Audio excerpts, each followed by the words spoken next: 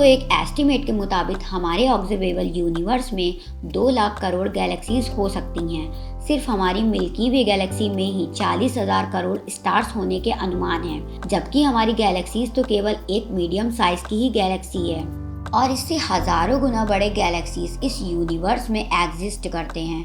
Famous astronomer Karl Sagan ने कहा था कि इस यूनिवर्स में इतने स्टार्स हैं जितने की धरती के बीच में रेती के दाने भी नहीं होंगे। कई स्टडीज और ऑब्जर्वेशंस ये अनुमान लगाती है कि इस यूनिवर्स में 1 क्वाड्रिलियन यानी कि 10th पावर 24 से भी ज्यादा स्टार्स मौजूद हैं। जरा सोचिए कि अभी तक हम इंसान इतने काबिल भी नहीं हुए हैं कि हम अपने सोलर सिस्टम से बाहर निकल पाएं और हमारा सूरज इस असीम ब्रह्मांड के अनगिनत तारों में से केवल एक छोटा सा स्टार ही है। जब बात इस यूनिवर्स के तारों की आती है तो अभी तक हमारे दिमाग में सबसे पहले युवा स्कूटी और वी कैनिस मेजोरिस का नाम आता है। लेकिन आपको जानकर ये खुशी होगी कि अभी आपने हाल ही में यूनिवर्स के सबसे लार्जेस्ट स्टार को खोज निकाला है, जिसका नाम है स्टीफेंसन 218। इस डिस्कवरी के बाद युवा स्कूटी लार्जेस्ट स्टार की लिस्ट में इतना पीछे चला गया है कि अब ये टॉप 10 में भी नहीं गिना जाता।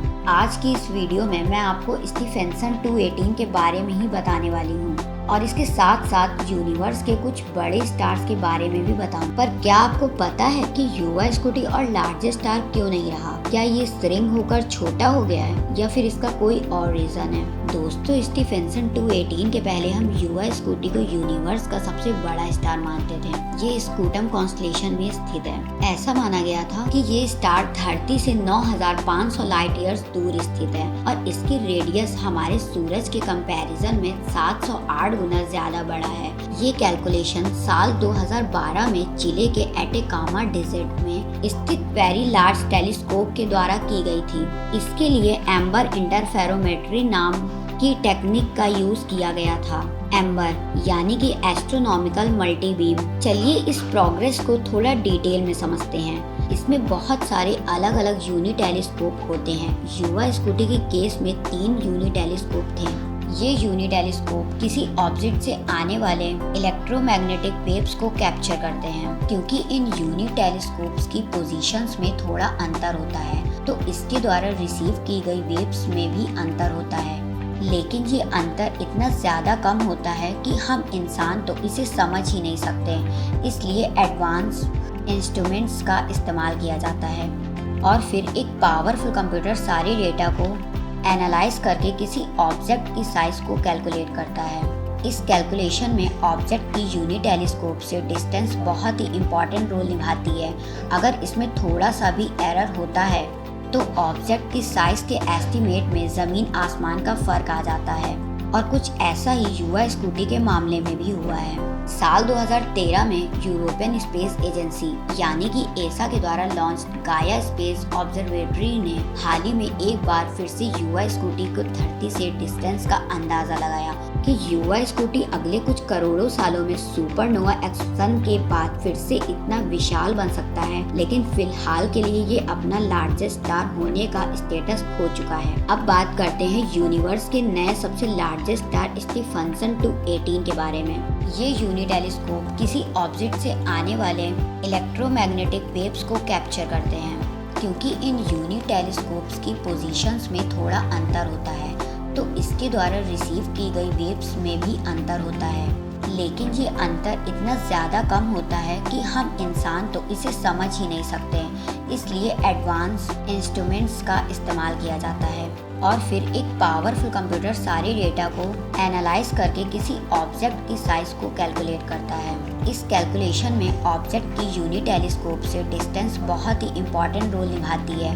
अगर इसमें थोड़ा सा भी एरर होता है तो ऑब्जेक्ट की साइज के एस्टिमेट में जमीन आसमान का फर्क आ जाता है और कुछ ऐसा ही युवा स्कूटी के मामले में भी हुआ है।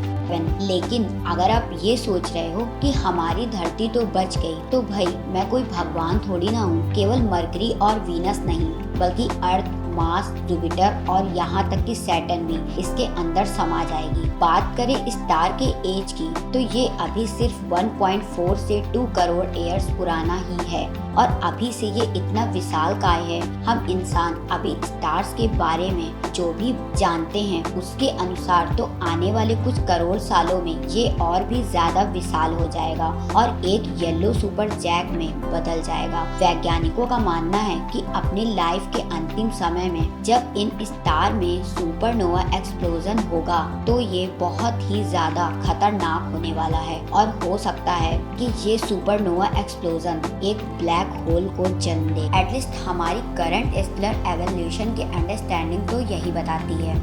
वैज्ञानिकों की माने तो अभी ये स्टार इतना पुराना नहीं हुआ है कि इसके किसी आसपास के प्लान पर लाइफ पॉसिबल हो, लेकिन आप इसके बारे में क्या सोचते हो?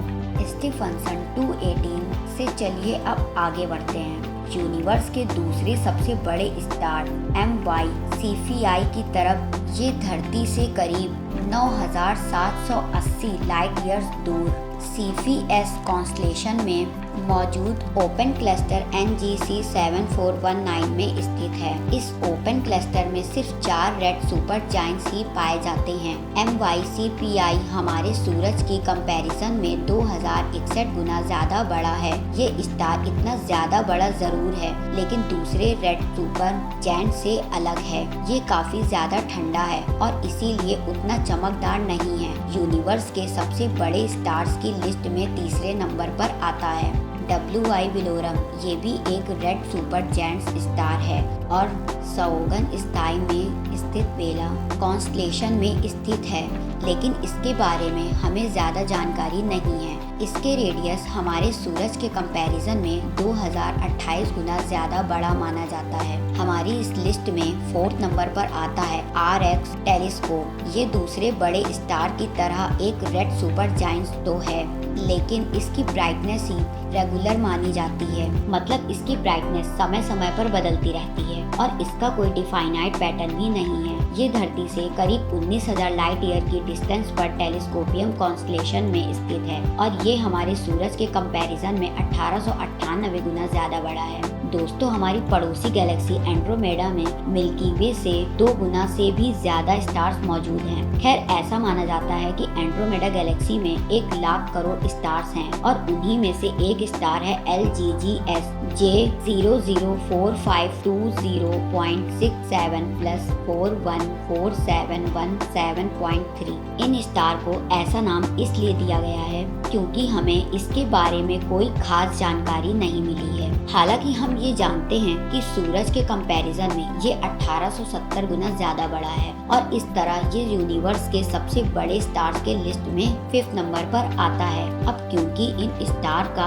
एस्टिमेट अभी कुछ समय पहले ही गाया स्पेस और जर्वेटली के द्वारा इसके डिस्टेंस को कैलकुलेट करने के बाद ही सामने आया है, तो हमें इसके बारे में कुछ खास डिटेल नहीं है। वैसे क्या आपने कभी ये सोचा है कि यार अभी तक तो हमने इस यूनिवर्स को ठीक ढंग से एक्सप्लोर किया ही नहीं। बात करें स्टीफनसन 218 की तो इसे भी हमारे मिल्की वे में ही खोजा गया है एंड आई एम श्योर कि यूनिवर्स में दूर दूर की गैलेक्सीज में इससे भी कई गुना ज्यादा बड़े स्टार एग्जिस्ट करते होंगे जिनके बारे में हम नहीं जानते हैं। हो सकता है कि जिन लाइट रेस को हम देख रहे हैं और जिन अनंत तारों से भरे आसमान को हम रात में देखते हैं उनमें से कोई तारा हमारी कल्पना से भी अधिक बड़ा हो। कोई नहीं जानता, लेकिन आने वाले भविष्य में हम इंसान अपनी क्यूरियोसिटी और लगन के दम पर इन सभी रहस्यों पर पर्दा जरूर उठाएंगे, लेकिन बदकिस्मती से शायद हम उस दिन को देखने के लिए जिंदा नहीं बच पाएंगे।